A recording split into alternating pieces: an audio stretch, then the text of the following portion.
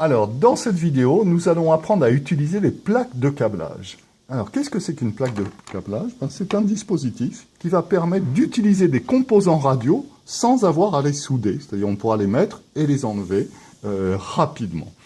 Donc ici, qu'est-ce qui se passe? Une plaque de câblage, ce sont un certain nombre de points qui sont reliés entre eux. Ici, les points A, B, C, D, E de cette ligne sont reliés entre eux. La ligne suivante également, celle d'après ici. Et même chose pour les points F, G, H, I, J. Alors on peut voir ici la face avant de la plaque de câblage. Donc on voit bien les lignes A, B, C, D, E. Et vous voyez une résistance qui est affichée entre la ligne 1 et la ligne 5. Et puis le dos, pour permettre de comprendre, eh bien oui, en fait, on voit que ici, c'est un métal conducteur qui permet de relier les 5 points. Alors, première chose, vérifier, évidemment, que les points A, B, C, D, E sont bien reliés entre eux. Pour ça, j'ai un testeur qu'on a appris à utiliser. Lorsqu'il y a le contact, ça fait bip. Donc, je vais vérifier que le point A est bien relié avec le point B. Donc, ça doit faire bip. Voilà, c'est le cas. Même chose pour le point C, pour le point D et pour le point E. Si je passe à la ligne suivante, il ne se passe rien. Il n'y a pas de contact entre la première et la deuxième ligne, ni avec la troisième, ni avec la quatrième, ni avec la cinquième. Même chose avec la colonne d'après. F, G, H, I, ici, J, ne sont pas en contact avec les points de la ligne, de la première ligne. Bien sûr, que se passe-t-il si je passe sur la ligne F?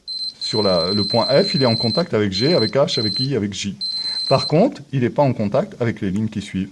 On peut vérifier, si je prends une ligne au hasard, par exemple ici je suis sur la ligne 6, eh bien 6A est en contact avec 6B, avec 6C, avec 6D et avec 6E. Okay. Voilà. Alors, à quoi ça va nous être utile? Eh bien, une première manipulation, ça va être de mesurer une résistance. Donc, la valeur de la résistance d'un conducteur ohmique. Donc, je mets ce conducteur ohmique entre la ligne 1 et la ligne 5.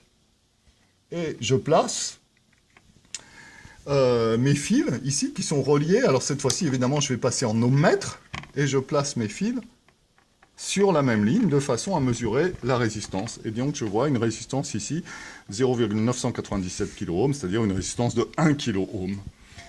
Je prends une deuxième résistance identique. Donc je la vérifie. Je suppose évidemment qu'elle a été vérifiée au préalable, et je la mets en série avec la deuxième. Alors comment? Tout simplement en mettant ma première résistance ici sur cette ligne. Je mets ma première résistance entre C et D. Ça, c'est la première résistance. Et la deuxième, pardon, entre la première ligne et la deuxième ligne, et la deuxième entre la deuxième ligne et la troisième. Ce qui fait que la résistance R1 est en série avec la résistance R2. Je cherche maintenant à mesurer la valeur de l'ensemble entre ces deux points, et je vois évidemment que j'obtiens 2 kΩ, puisque R1 plus R2 est égal à 2. R1 égale 1 kΩ, R2 égale 2 kΩ. Voilà pour l'association en série. Qu'est-ce qui se passe si je veux faire une association en parallèle? Pour une association en parallèle, évidemment, ces deux résistances doivent être soumises à la même tension. Voilà, donc ici j'ai R1 et ici j'ai R2. Et je vais venir brancher mon ohmmètre de façon à prendre la résistance de l'association R1 parallèle R2. Je branche l'ohmmètre et je vérifie que 1 sur R, la valeur de la résistance équivalente, est égale à 1 sur R1 plus 1 sur R2, c'est-à-dire R égale R1 R2 sur R1 plus R2.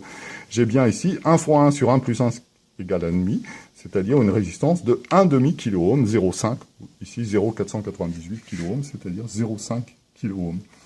Voilà pour l'utilisation de la plaque de câblage pour mesurer des résistances. Alors on va l'utiliser évidemment par la suite avec un circuit diviseur de tension, mais aussi en utilisant des capacités, et on branchera évidemment là-dessus un signal via un générateur basse fréquence, mais ça sera l'objet d'une vidéo suivante.